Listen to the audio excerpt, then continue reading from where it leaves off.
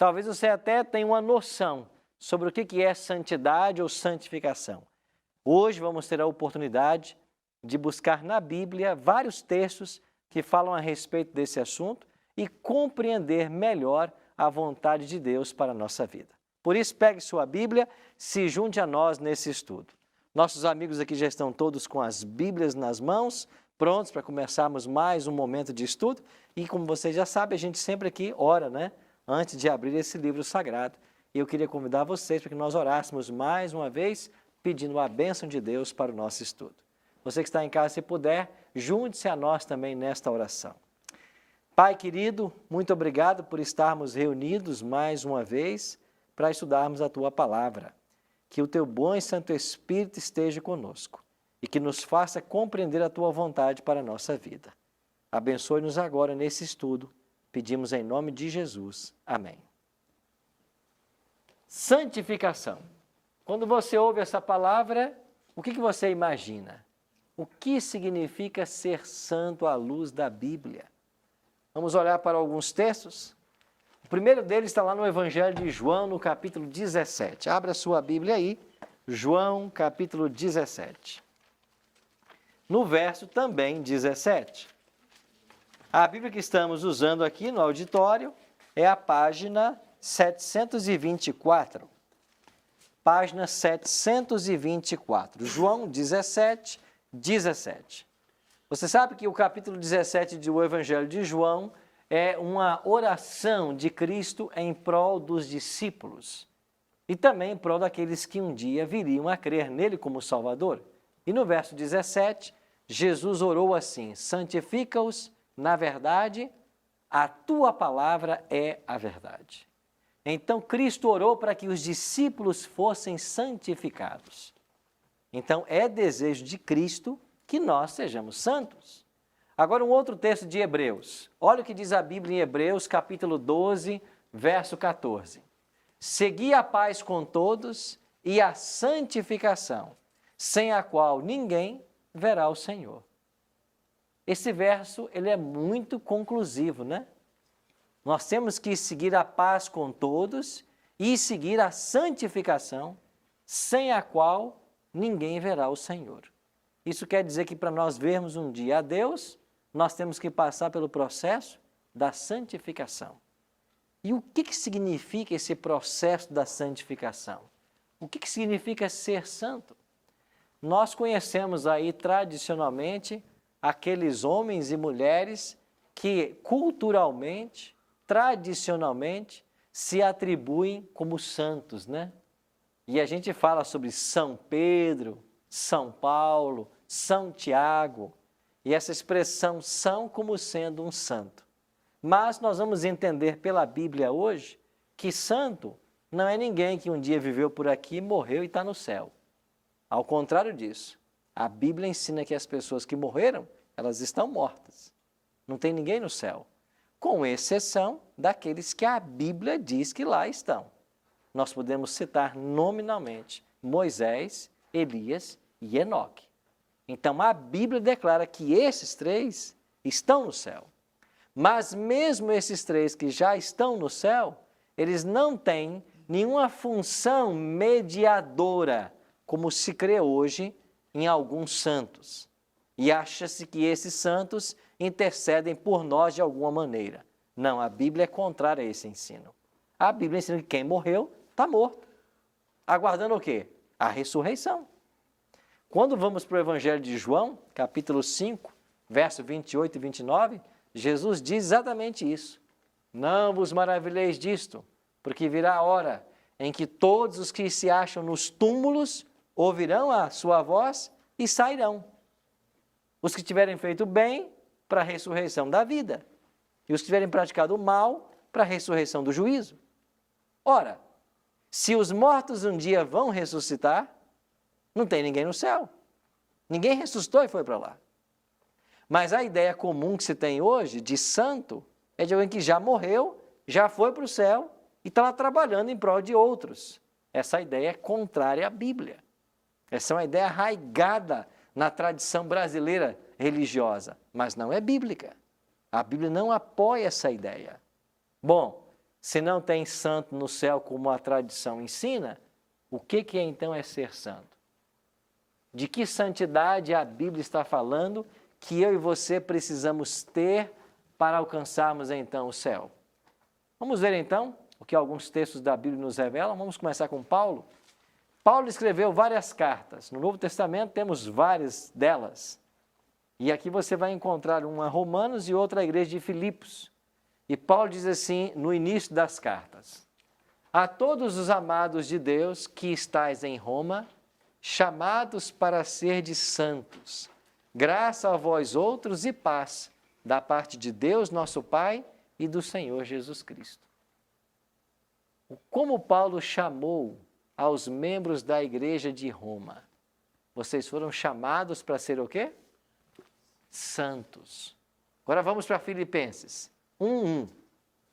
Paulo e Timóteo, servos de Jesus Cristo ou de Cristo Jesus, a todos os santos em Cristo Jesus, inclusive bispos e diáconos que vivem em Filipos. Você percebeu que em ambas as cartas Paulo vai chamar os membros dessas igrejas de santos? Então, o que é santo na visão paulina? Os membros da igreja, eles devem ser santos. Se isto se aplica também a nós, quer dizer que nós também devemos ser pessoas santas. E de fato é isso que Hebreus está dizendo, né? Buscai a santidade, sem a qual ninguém verá o Senhor. Então eu e você, nós somos chamados para sermos pessoas santas. Agora, como que isso pode acontecer? Nós temos que entender uma coisa. Na Bíblia, a salvação, ela é tratada em 3 tempos verbais: passado, presente e futuro.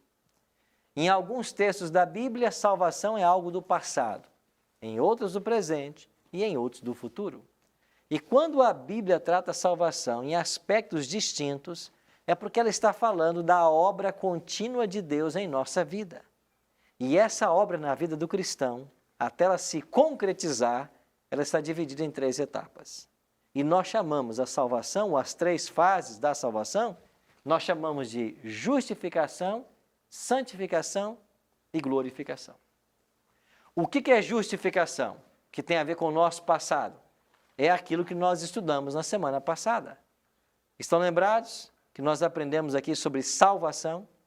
E nós aprendemos de que é Cristo quem salva, e que uma vez salvos por Cristo, nós praticamos as boas obras. Estão lembrados disso?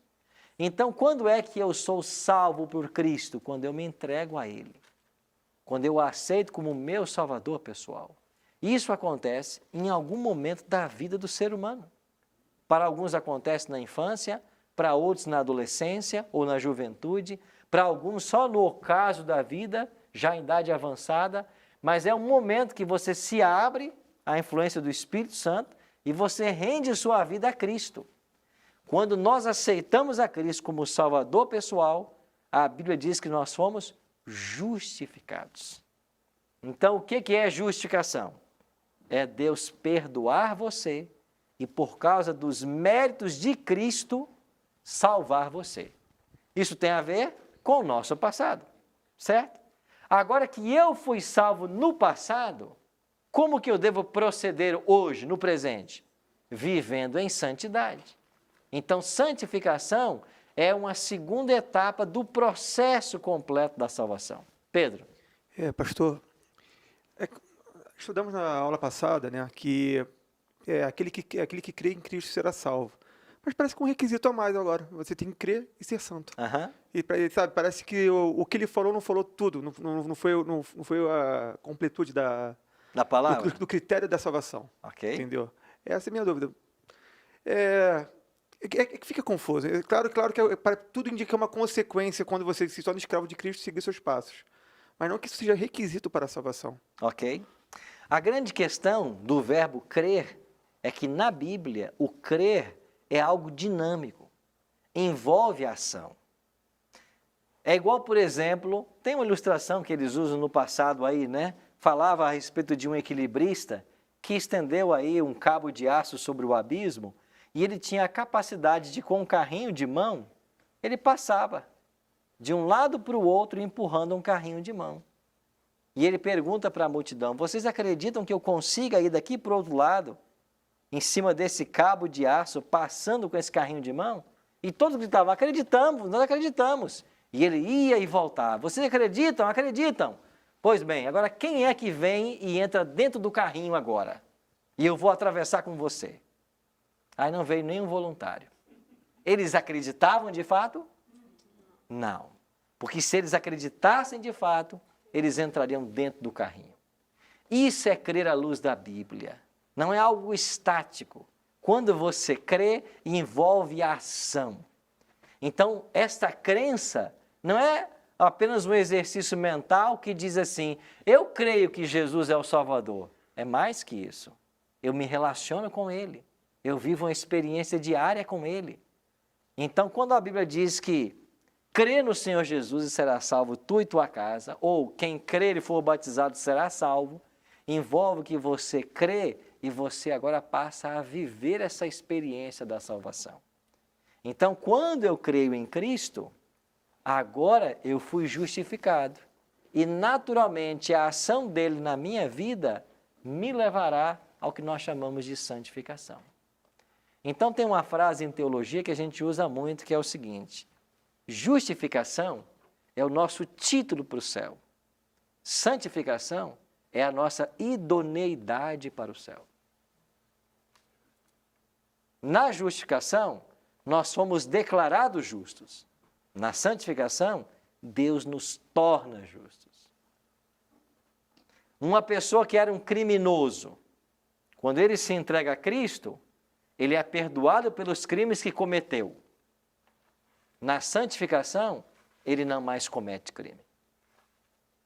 Um adúltero, alguém que trai o seu cônjuge, quando ele se converte, Cristo perdoa a sua ação passada. Isso é justificação.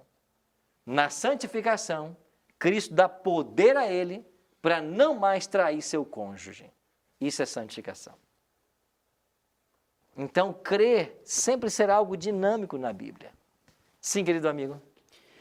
Eu vejo, pastor, assim como foi falado na semana passada sobre a salvação, que quando nós somos salvos, nós automaticamente somos levados a praticar as boas obras, não que creiamos que as boas obras vão nos salvar. Da mesma forma da santificação também. Quando nós temos convicção de que nós aceitamos a Cristo e começamos a caminhar com Ele, buscamos a Sua presença através da Sua palavra, automaticamente o próprio Cristo, Ele nos santifica e Ele transmite a Sua santidade na pessoa do Espírito Santo em nós e faz com que nós nos afastemos de coisas que desagradem a Ele, que desagradam a Ele. Então, a gente pode perceber que é uma consequência daqueles que realmente estão buscando ter uma intimidade maior com o próprio Deus. É isso. Na realidade, é um processo que Deus iniciou e ele continua. Por exemplo, se nós falarmos sobre justificação sem falar em santificação, alguém pode ser levado a pensar o seguinte, eu aceitei a Cristo como meu Salvador e eu estou salvo e agora mais nada acontece. Não. Aquele que aceitou a Cristo, a vida dele vai passar por mudanças. O apóstolo Paulo chega a chamar assim, quem está em Cristo, nova criatura é. As coisas velhas já passaram e eis que se fizeram novas. Então, a pessoa que tinha um caminho torto, errado, no pecado, quando ele se entrega a Cristo, a habitação de Cristo no coração dele vai levar à prática dessas boas obras, que é a obra do Espírito Santo em nos santificar. E de fato é isso mesmo, né? Nós vamos ler mais um texto que vai ajudar com essa ideia. É o Espírito Santo quem trabalha em nós essa santificação. Então, o que é santificação? É a semelhança com Cristo, que o Espírito nos leva a alcançar. Vocês estão lembrados da noite da traição lá de Cristo, ou na noite em que Pedro negou, e Pedro estava tentando se esconder, e as pessoas que começaram a ver Pedro disseram, não, esse aí também é um deles. O que mais disseram de Pedro? Esse é um deles, olha como ele fala, olha como ele se comporta, esse aí também é um deles.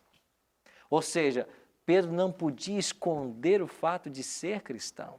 Isso estava claro. Inclusive, a palavra cristão, na sua origem etimológica, era um termo pejorativo. Porque a palavra era pequenos cristos. Esse cristão é um pequeno Cristo. Ele quer imitar aquele homem que morreu no Calvário. Então, era um termo pejorativo. Ah, você é um pequeno Cristo? Você é um cristão? Então, santificação é viver uma vida semelhante à vida que Jesus vivia. É cada vez mais semelhante a Ele. Então, eu fui salvo no passado, no que chamamos de justificação. Eu sou salvo no presente, o que chamamos de santificação. E eu serei salvo no futuro, o que chamamos de glorificação. Agora, o que é glorificação? Eu não falei nesse assunto para vocês aqui ainda. Glorificação é o quê? É o ato de Deus transformar a nossa natureza pecaminosa e Deus arrancar de nós aquilo que o pecado implantou. Nós não vimos aqui que nós temos uma tendência para o mal, que o coração do homem constantemente deseja o mal? Essa vontade vai ser arrancada. Quando? Na glorificação. E quando é que o ser humano, o cristão, aquele que aceitou a Cristo, vai ser glorificado? Na volta de Jesus. Só na volta de Jesus. Então, nós fomos salvos na justificação, estamos sendo salvos na santificação e seremos salvos na glorificação. Em outras palavras, na justificação, eu fui salvo da condenação do pecado. Na santificação, eu sou salvo do poder do pecado. O pecado não mais terá poder sobre vós. E na glorificação, eu serei salvo da presença do pecado. Lá o pecado não mais vai existir. Livre para todo sempre. Nós voltaremos após a glorificação ao estado edênico. O mesmo estado de Adão e Eva, quando eles saíram das mãos do Criador. Santos, iguais ao Criador. Não é isso que diz lá no Gênesis? De que Deus formou o homem e a mulher à sua imagem e semelhança. Nós fomos criados à imagem e semelhança. Essa imagem e semelhança fala de perfeição, não apenas física, mas mental e espiritual. Assim voltaremos a ser na glorificação. Que, relembrando, só vai acontecer quando Jesus voltar e transformar o ser humano mortal em imortal, pecador em santo. Aí seremos plenamente santos, porque não teremos mais tendência para o pecado. Então, a santidade que hoje nós estamos falando, que hoje o cristão deve viver, é uma santidade que convive ainda com a presença do pecado. A erradicação completa só na volta de Jesus. Sim, pastor? Pastor Arilton, sabemos que Deus é quem nos santifica. Certo. Certo? Mas sabemos que há também, poderíamos falar assim, a nossa parte a fazer para que essa santificação aconteça. Certo. Se há ação conjunta de Deus e do homem, o próprio Deus ele também disponibilizou alguns recursos para que nós pudéssemos utilizar deles, fazer uso deles para que nós pudéssemos então experimentar essa santificação? Claro. Lembra do texto que nós lemos em João 17:17? Santifica-os na verdade, a tua palavra é a verdade. Qual é um mecanismo que Deus criou para que nós andássemos perto de Cristo? A palavra. Então, a palavra tem o poder de nos santificar. Então, não pode haver um cristão que não tenha contato com a palavra. Ora, se eu não tenho contato com a palavra, de que é que eu estou me alimentando? Como que a minha vida espiritual está sendo nutrida? Agora, associado à palavra, vem aí a questão da oração. Jesus não orou pelos discípulos para que eles fossem santificados? A oração é um outro elemento. Não pode haver um cristão que não gaste tempo em oração, que não esteja conectado com a fonte da vida. Então, são esses mecanismos que Deus mesmo criou para que nós alimentássemos essa vida de santidade.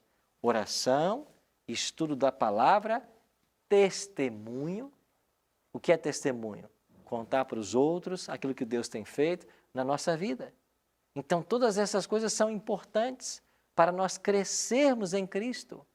Então, o grande problema do cristianismo hoje é que se fala a respeito de salvação no passado, mas não se explica o que acontece no presente. Esse é o grande problema. E talvez se eu perguntar para você que está em casa nos assistindo, se eu perguntar assim para você, você foi salvo por Cristo, e agora o que você faz? O que a igreja tem te orientado? A igreja tem te orientado você viver uma vida de santidade. Esta vida implica em quê? O que é que a igreja tem te orientado? Existem coisas que você não deve fazer ou você pode fazer tudo? A sua igreja não tem regras, cada um faz o que bem quer. Então, veja, não pode haver santidade se não houver um princípio a ser seguido. E esse princípio tem que ser, mais uma vez, a palavra. Então, é a Bíblia que tem que dizer para nós aquilo que é certo e que é errado, se buscamos levar uma vida de santidade. Sim, amiga? Então, pastor, resumindo, então, de quem é a obra de santificar? Como o pastor mencionou há pouco, é obra do Espírito Santo. É também obra de Deus. É Ele que faz essa obra em nosso coração. Por quê? Porque o bem que você quer fazer, você não consegue. Aí Ele vem e faz por você. O Espírito Santo. O Espírito Santo. Você quer ser uma pessoa boa, mas a sua natureza não é. Aí o Espírito Santo vem e te ajuda. Vai abrandando o nosso coração. Você quer ser uma pessoa perdoadora, mas você não consegue esquecer uma mágoa que te fizeram. Vem o Espírito Santo e te ajuda a entender que você também é falha, que você tem que dar o perdão. Então, é uma mudança que o Espírito provoca na disposição interior da pessoa. A gente permite que ela aconteça. Então, assim, o Espírito Santo é o nosso mediador. Mediador. A Bíblia diz que ele é o nosso auxiliador. Nós vamos estudar sobre o Espírito Santo na semana que vem. E vamos ver um texto lá de João, claramente, onde Cristo diz que o Espírito Santo é o nosso ajudador. Ele vem ao lado para confortar. Essa é a função do Espírito. Porque eu sei que a sua inquietação é de muita gente que está nos assistindo.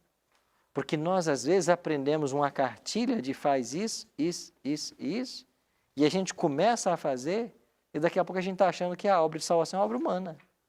A obra de santidade também é uma obra humana. Mas veja, até as nossas boas obras separadas de Cristo são más obras. Então, nós não temos de fato nada bom em nós. A palavra de Deus diz assim, pode o leopardo mudar as manchas da sua pele? E como que vocês querem fazer o bem estando acostumados a fazer o mal? Assim como é impossível a um leopardo mudar as cores da sua pele, é impossível o pecador levar uma vida de santidade. É impossível para ele, mas quando ele reconhece isso e abre o coração à influência do Deus Espírito Santo, aí o Espírito vem e faz por ele o que ele não poderia fazer. Aí ele vai nos dar um coração manso, um coração perdoador, a capacidade de amar os inimigos, a capacidade de devolver o mal com o bem. Isso tudo é obra do Espírito no coração. É por isso que em momento algum é a nossa obra que vai contar para a nossa salvação. Sempre é a obra que o Espírito faz em nosso coração. Certo? Nós iremos para o intervalo e assim que voltarmos vamos entender um pouquinho mais a respeito da santificação. Daqui a pouquinho a gente volta.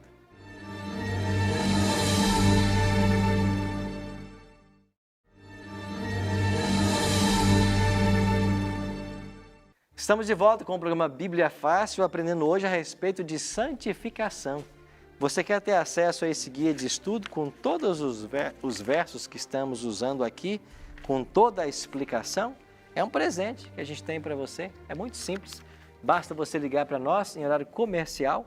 Nosso telefone é 0 operadora 12 21 27 3121. Está com o celular na mão aí? Manda um WhatsApp para a gente, 98100 1615. Código de área é 12. 12 98100 1615. Basta dizer assim, eu quero o curso Ensinos de Jesus. E nós vamos depois te auxiliar para você pedir esse material. Está na internet? Então acessa aí novotempo.com/Bíblia Fácil. Lá você vai fazer o seu cadastro, colocando os seus dados postais, e nós vamos mandar esse lindo guia para a sua casa. É um presente da Novo Tempo para você. E mais uma vez, obrigado a você que é anjo da esperança e que abençoa o ministério da Novo Tempo através das suas doações. Quando você receber esse guia em casa, no final dele tem um questionário, e se você responder e devolver para Novo Tempo, você vai ganhar ainda esse DVD aqui, ó, que nós gravamos lá no Israel, Egito e Palestina, Ensinos de Jesus. Agora esse aqui é um presente só para quem devolve o questionário do guia impresso e acerta pelo menos 70% das questões, tá bom?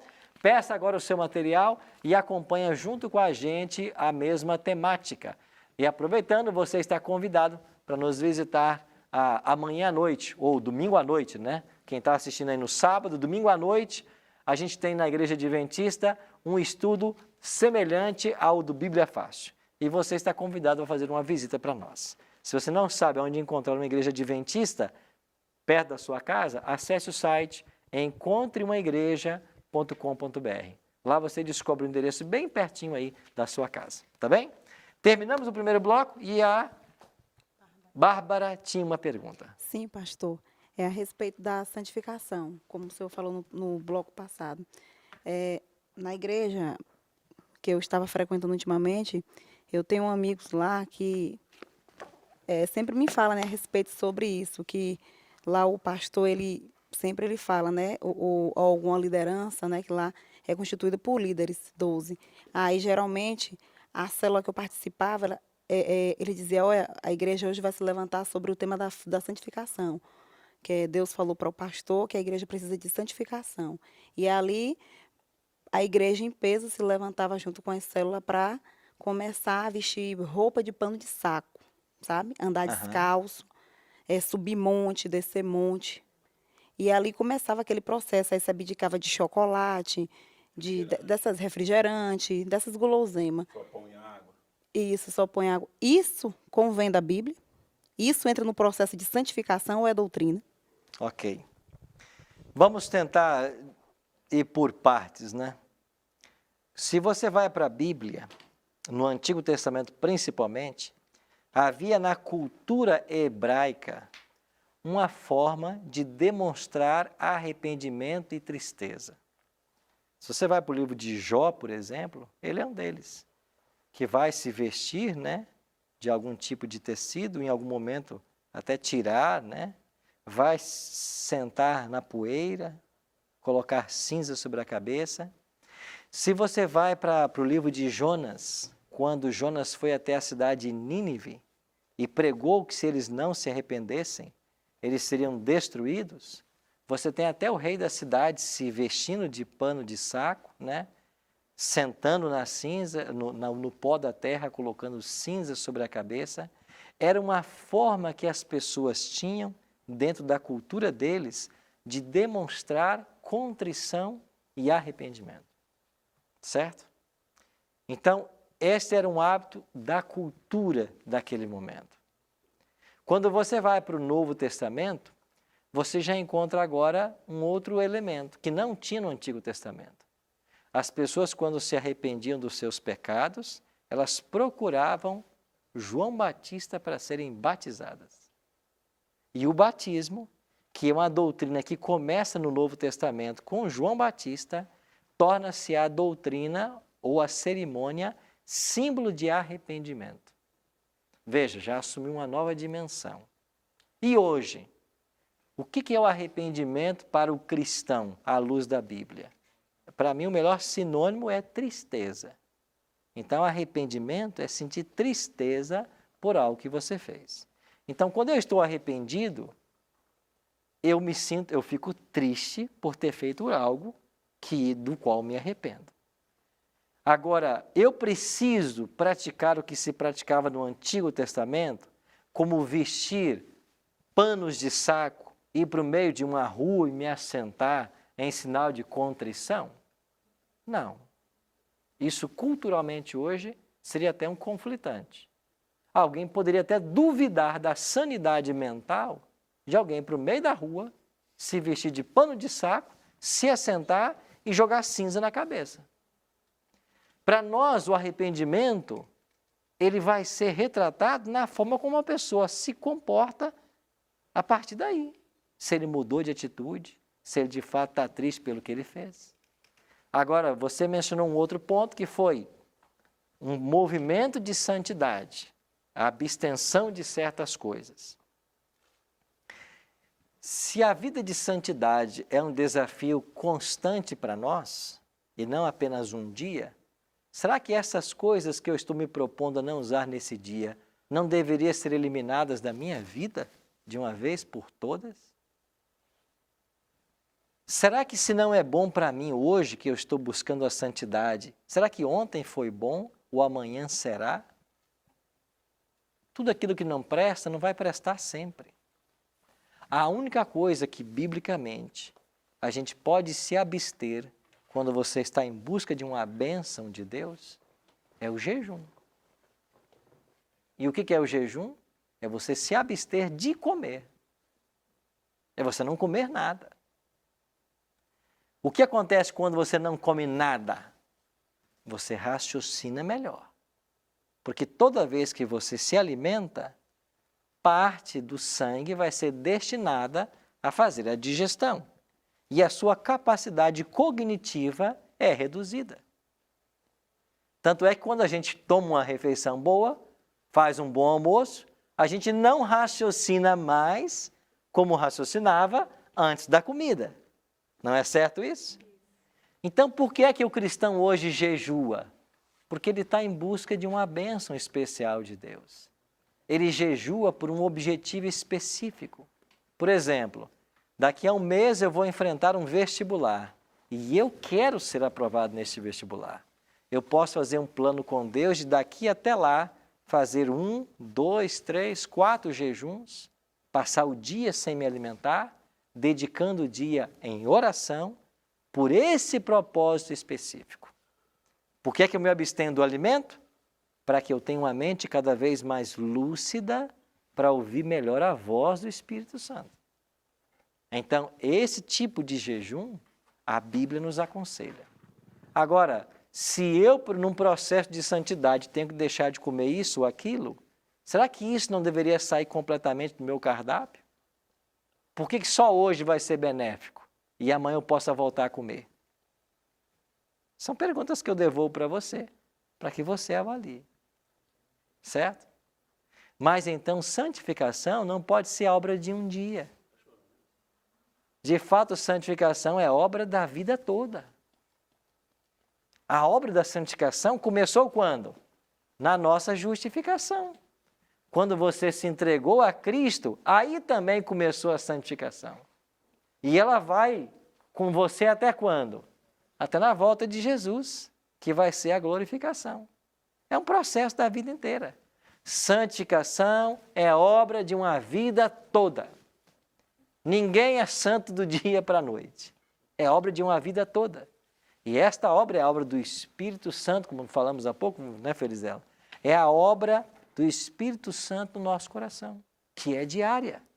E quanto mais você se entrega, mais você entende o plano de Deus. A Bíblia chama isso de crescer em graça. O apóstolo diz, antes crescei em graça. Crescer em graça. É isso aí. É crescer em santidade. Wayne. Pastor, ainda na viagem, eu vinha conversando com o Albertino, de uma coisa que me incomoda ainda, e já me incomodou bastante quando eu vivi mais perto disso, que são alguns movimentos, né, onde se pegou alguns ritmos de música e transformou num estilo de vida, que é o de louvor e adoração, tal. Mas onde eu quero me prender é na questão da adoração. Muitas igrejas aderiram aos processos de projetos, de eventos chamados Congresso de Adoradores. E eu já estive muito perto e até trabalhei em alguns. E havia muita discordância, pelo menos da minha parte, né? Porque nós somos chamados para a propagação das boas novas e isso ficou muito no canto, E eu cheguei até a comparar, né, Albertino, como marombeiros numa academia, onde malham, depois vão com o seu estilo narcisista na frente do espelho se admirar. Então era tudo para dentro e o mundo lá fora se acabando. A gente sabe que é necessário em algum momento que a gente se alimente, mas que isso seja utilizado justamente para ir para fora. Claro. E nesse processo de adorador, a gente via algumas questões de santificação para se chegar a ser um adorador. E eu questionava porque às vezes eu observava algumas pessoas se comportando como o santo no céu, aqui na terra, e fazia com que outros olhassem assim, inclusive eu em alguns momentos, eu não estou sentindo nada disso, eu não consigo chorar igual ele, eu não consigo cair, eu não consigo... Cara, eu devo ser um herege, mas assim, eu ficava admirando como é que, o que ele sentia, tentando entender o que estava acontecendo ali, e vendo esse processo de santificação sendo enxergado dessa forma. E para a pessoa que não conhece a mensagem da cruz, ou até outras denominações, sei lá, que a gente fica sem entender e, assim, perturba a cabeça do processo de santificação. Santificação é isso aí? Queria que o senhor falasse um pouquinho disso. Eu queria que você lesse para mim 2 textos. Pega a sua Bíblia aí, por favor. E leia para mim Romanos capítulo 12, versos 1 e 2. E vamos deixar que a Bíblia nos oriente a respeito disso. Olha o que diz o apóstolo Paulo à igreja de Romanos, no capítulo... Pode ler para mim, por favor? Pega o microfone, por favor. Romanos capítulo 12, versos 1 e 2. Olha o que Paulo diz. Rogo-vos, pois, irmãos, pela compaixão de Deus, que apresentei os vossos corpos em sacrifício vivo, santo e agradável a Deus, que é o vosso culto racional.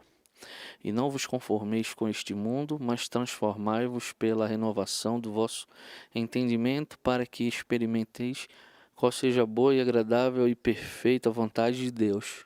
Boa, agradável e perfeita vontade de Deus. Isso é santificação. No verso 1 ele diz, rogo-vos, pois, irmãos, que apresenteis os vossos corpos como sacrifício vivo, santo e agradável a Deus. De onde Paulo está tirando essa ideia? Paulo está trazendo essa ideia, essa teologia de onde? Do Antigo Testamento. Então, lá no santuário, quando alguém pecava, pegava um animalzinho, o animalzinho tinha que ser sem defeito, perfeito, levava o animalzinho perfeito até o santuário, colocava a mão na cabeça do animal, confessava o seu pecado e ele tinha que matar o animal. O animal não tinha nada a ver com a história, mas ele tinha que matar o animal. Então, o que o pecador aprendia? Eu cometi o erro, o meu pecado foi para o animal e esse animal morre por causa do meu pecado. Esse animal é um tipo do Messias, do Cristo, que um dia virá morrer no meu lugar. Agora vem Paulo, Novo Testamento, Cristo já havia morrido, os sacrifícios já haviam cessado, o véu do templo já havia rasgado em 2, ninguém mais tinha que matar animal. Aí Paulo diz assim, irmãos, eu faço um apelo para vocês, que vocês apresentem os vossos corpos como sacrifício a Deus. E quais os adjetivos que ele usa no verso 1? Santo. O que mais diz a Bíblia? Culto racional. Não, quais os adjetivos que ele usa aí? Perfeito. Boa, agradável e perfeita vontade de Deus. Não, no verso 1. No verso 1? É. Como sacrifício. Compaixão. Vivo. Santo e agradável. Você não vai morrer como o animal morria. Você vai ficar vivo. O teu sacrifício é em vida. Santo. O animal não podia ter defeito. E você também tem que ser santo. E isso tem que agradar a Deus. Vosso culto racional. O que é isso? Vosso culto racional. Então, voltando à questão que você me perguntou, né? Isso. O que é santificação? É um culto que você apresenta a Deus de forma racional. O que é racional? É o que a gente está fazendo aqui. Nós estamos deixando que a Bíblia fale. Nós estamos conversando. Essa conversa tem que ser lógica. Isso envolve sentimentalismo, alguém cair por terra, alguém começar a pular e gritar. Aonde está isso na Bíblia? Aonde está isso na Bíblia? Quem disse que alguém, quando estava sendo santificado pelo Espírito Santo, ficava nesse estágio emocional? Eu não tenho um parâmetro na Bíblia. Eu tenho o contrário. Paulo dizendo que você tem que apresentar o seu corpo como sacrifício vivo a Deus. Ou seja, você cuida desse corpo como um templo para o Espírito Santo. E não é Paulo que vai desenvolver essa teologia, né? De que o corpo é um templo do Espírito Santo. Então, o meu corpo é a habitação do Espírito Santo. Se o meu corpo é o templo do Espírito Santo, eu posso usar droga? Não. Eu posso ficar usando drogas? Eu posso ficar bebendo e fumando? Eu posso ficar comendo coisas que afetam a minha saúde? Claro que não. Porque o meu corpo é o templo do Espírito Santo. Eu tenho que apresentar esse corpo a Deus. Então, quando eu cuido pela minha saúde, quando eu zelo pelo meu corpo, eu estou zelando pelo templo do Espírito Santo. E sabe o que Paulo diz mais? 1 Coríntios 3, 19 e 20. Se alguém destruir esse corpo que sois vós, ou esse santuário que sois vós, Deus o destruirá. Porque o santuário que sois vós é sagrado. Dentre confissões e petições, o indicado para que faz parte da nossa santificação é a oração e é pedido para ser feito em secreto até, né? Jesus falou isso em Mateus 6, né? Vai lá ao teu pai que está em secreto, teu pai que te vê em secreto vai te recompensar. Bárbara. Sim, pastor. A respeito, como ele falou sobre dos cultos, né, das adorações, louvores e adorações, tem isso também, porque assim, eu questionava, né, às vezes que eu nunca gostei dos ritmos. E já chegou até dentro da igreja que eu frequentei, até cantar metralhadora. Sabe? De Jesus. É uma adaptação de uma música que se canta e fora. Colocou a letra da Bíblia. E aí eu digo, isso convém, porque quando assim, o pastor disse que o véu se rasgou, né? Que isso aí já não existe mais. O importante é que a gente esteja dançando e adorando a Deus. Deus é Deus dos ritmos. Isso. Deus é Deus dos ritmos. Palavra expressada pelo pastor. O diabo Usa. Palavra expressada pelo pastor. Deus é Deus dos ritmos. O diabo que distorceu o ritmo de Deus. O que o senhor diz? Eu acredito que o nosso Deus seja o Deus da música. Na realidade, a Bíblia diz que o céu é musical. Os anjos louvam a Deus 24 horas por dia. Em Apocalipse capítulo 4, Deus é adorado por 24 anciãos e por 4 seres viventes, de noite e de dia. Agora, qual é a música que eles adoram a Deus? Lá diz até a letra, né? Santo, Santo, Santo. Você sabe perfeitamente como eu quando uma música te aproxima de Deus ou te distancia dele. Existem cânticos nas igrejas que quando a gente ouve, a vontade é ir logo para o céu. Elas nos impactam profundamente. São cânticos espirituais. E existem músicas que quando você ouve, não te fala nada sobre Deus, nem te coloca perto dele. Pelo contrário, te afasta. Então, eu não tenho dúvida de que Deus é o criador da melodia, da música. Agora, o diabo, como deturpa tudo o que Deus faz, ele usa a música para a perdição das pessoas. E quando a gente acompanha o que existe de música hoje no mundo, os ritmos que existem, a música passou por um processo. A música, que era romântica, ela tornou-se sensual e agora sexual. Então, na maioria das letras, as músicas são sexuais. Os ritmos são apelos sexuais. E qualquer coisa destas, qualquer música que lembre a esses ritmos ou esses apelos, eu acho que não teria lugar dentro de um culto de adoração a Deus. Então, eu acho que a preocupação do Wayne, eu concordo com ele, que nós temos que levar para o mundo o Evangelho, as boas novas, enquanto que a igreja tenta cristianizar o mundo tenta paganizar ou mundanizar a igreja. E esse é um conflito que não vai ter fim. Então, a gente tem que estar do lado certo. Então, nós estamos aqui para evangelizar o mundo e não ser paganizado por ele. Então, aquilo que está sendo usado aí fora para levar as pessoas ao pecado, eu não devo trazer para dentro da igreja esperando que surta um outro efeito, que não vai. É justamente isso, só para concluir o que eu estava falando, é esse processo de santificação que a gente está falando, que dentro do que foi falado por mim e pela Bárbara, é tido hoje como uma via de regra para se santificar, até assim aos olhos de uns dos outros. Não, fulano está no processo de santificação porque ele vem participando desse tipo de eventos criados em várias denominações, e que na realidade o processo de santificação é muito mais íntimo com Deus e muito menos até aparente à primeira vista aos olhos dos homens. A partir do momento que ele começa a acontecer, a luz vai cada vez ficando mais forte. Até a gente, acho que foi ontem que a gente falou alguma coisa a respeito da iluminação do caminho, né? Que no processo de santificação, quanto mais você vai andando no caminho, mais vai se iluminando. Claro, você lembra do discurso da montanha feito por Jesus? O que Jesus falou para os discípulos lá em parte do discurso? Assim brilhe também a vossa luz diante dos homens, para que vejam as vossas boas obras e glorifiquem a quem? A vosso Pai que estás nos céus.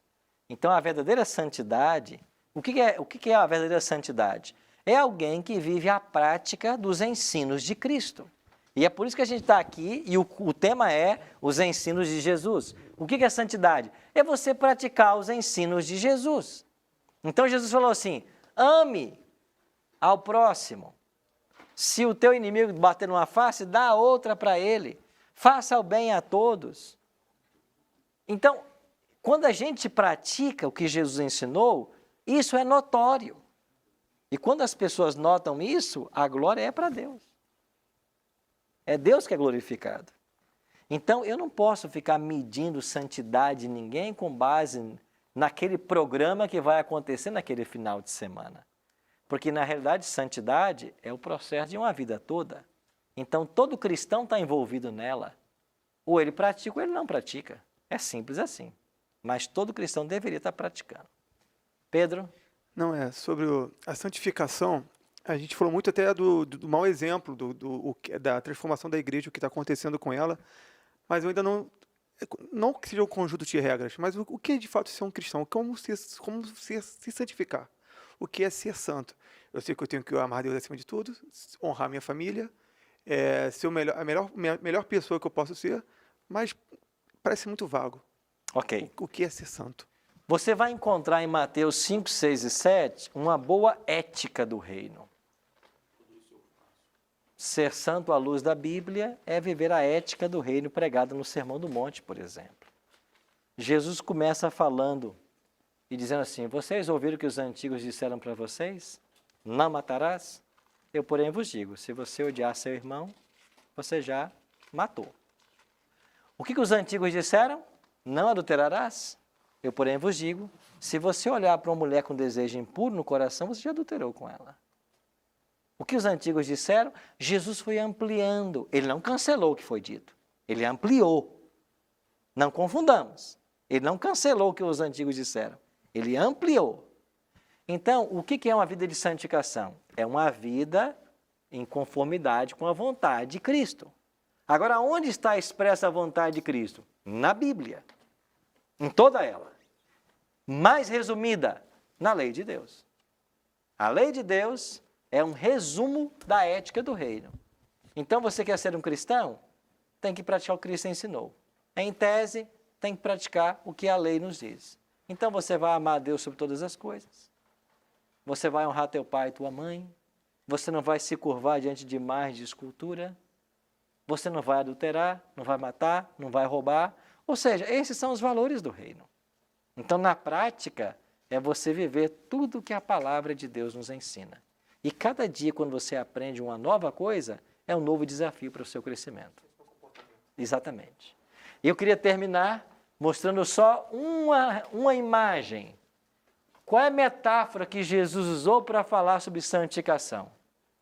É João 15, onde Jesus diz assim: eu sou a videira e vós o quê? Os ramos. Quem permanece em mim e eu nele, esse dá muito fruto. Porque sem mim, o quê? Nada podeis fazer. Verso 7. Se permanecerdes em mim, olha aqui, Pedro, e as minhas palavras em vós, pedireis o que quiserdes e vos será feito. Se vocês permanecerem em mim e as minhas palavras, as minhas orientações, a minha ética do reino, em vós, e você se pautar por isso, o que você pedir para mim, eu vou responder para você. O que é santificação? Jesus falou de uma forma magistral, né? Eu sou a videira, vocês são os ramos. Querem crescer? Quer frutificar? Quer ficar sempre verde? Tem que estar ligado ao tronco. Tem que estar ligado à fonte. Então não existe santificação separados de Cristo. Na realidade é o contato com Ele, é a vivência perto dEle que vai dar isso para nós. Faleceu recentemente um dos grandes homens que eu muito admirei e admiro na minha vida. Vocês conhecem esse homem. Mas a história conta que um grupo de seminaristas estava fazendo uma visita à casa de John Wesley, em Londres, na Inglaterra. Um grupo de estudantes de teologia, seminaristas, foram visitar a casa de Wesley, em Londres. Eu visitei também essa casa recentemente. E ali foi mostrado a casa de Wesley, a cama onde ele dormia, o escritório onde estudava. Mas o que chamou a atenção de todos aqueles seminaristas, aqueles estudantes, é que havia um lugar com uma cerca e no chão 2 marcas. Era o local onde Wesley orava. E no chão as marcas dos joelhos de Wesley. Os seminaristas terminaram a visita, estavam todos dentro do ônibus para ir embora, e quando o ônibus estava para sair, eles perceberam que faltava uma pessoa.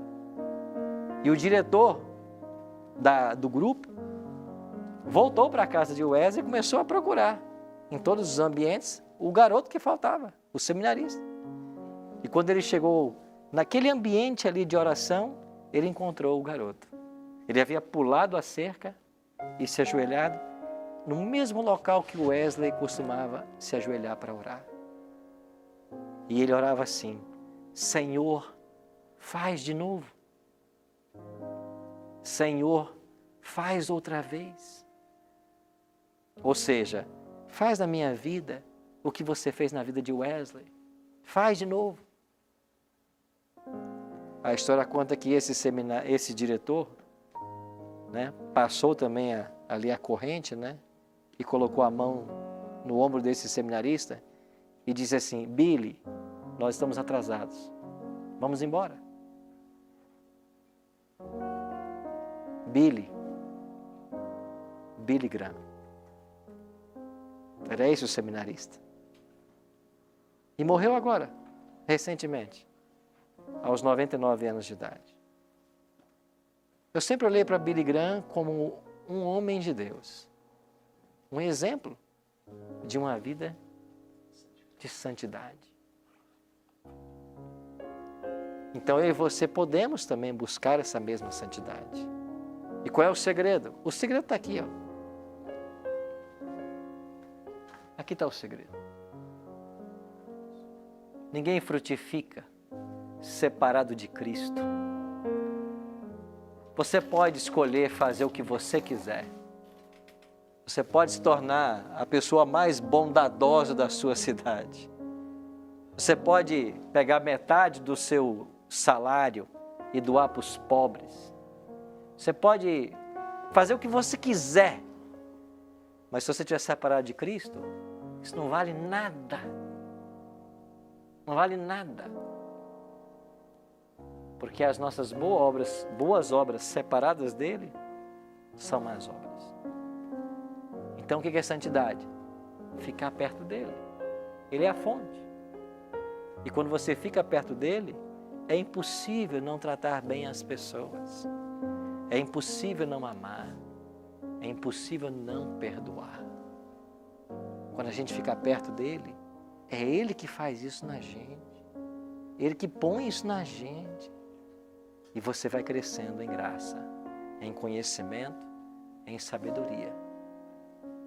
Isso é o que Deus espera de nós. Enquanto nós ouvimos essa música, eu queria que você pensasse. Estou eu no caminho da santidade? Tenho praticado a permanência em Cristo? Meu coração está aberto à influência benfazeja do Espírito Santo, para que ele seja transformado, mudado. Não é um bom momento para a gente dizer: Senhor, entra na minha vida, muda tudo o que for preciso, faz de novo, como o Senhor fez com ela.